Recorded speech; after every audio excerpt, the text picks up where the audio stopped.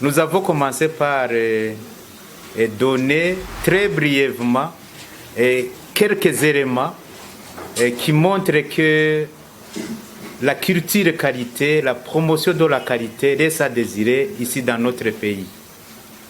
Mais aussi, nous avons voulu revenir sur quelques mesures qui ont été prises et que nous aimerions que ces mesures soient mises en application. Mais avant tout, nous avons montré comment le contrôle de la qualité, surtout des aliments, se fait dans le monde entier. Le contrôle de la qualité des aliments, surtout, est fait par trois piliers.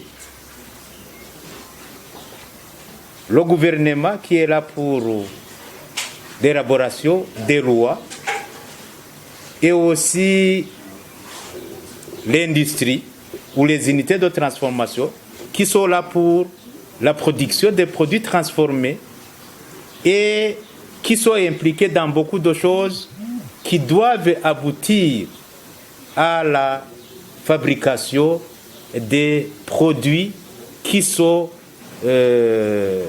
remplissent les normes, qui ne nuisent pas à la santé des consommateurs. Et le troisième pilier, ce sont les consommateurs qui sont là pour récolter des informations et rapporter au gouvernement, à l'industrie. C'est comme un clin d'œil pour que, effectivement, cette activité de contrôle de la qualité des aliments soit mise en œuvre. Parmi les mesures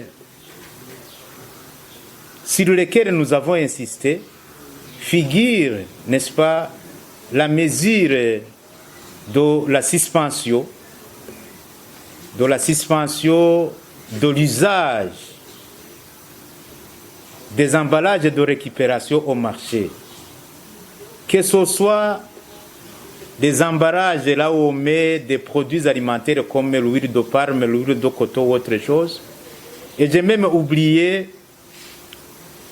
dans la conférence en Kirundi, j'ai oublié de vous dire que dans le même sens, les produits alimentaires transformés qui se trouvent dans des bouteilles de récupération, dans des emballages de récupération, on ne donne plus, ça fait un beau bout de temps, on ne donne plus de certificats.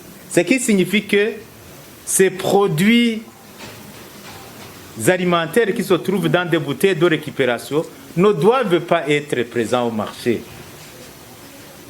Ça, vraiment, j'insiste beaucoup. Il faut diffuser cette information pour que ça doit venir.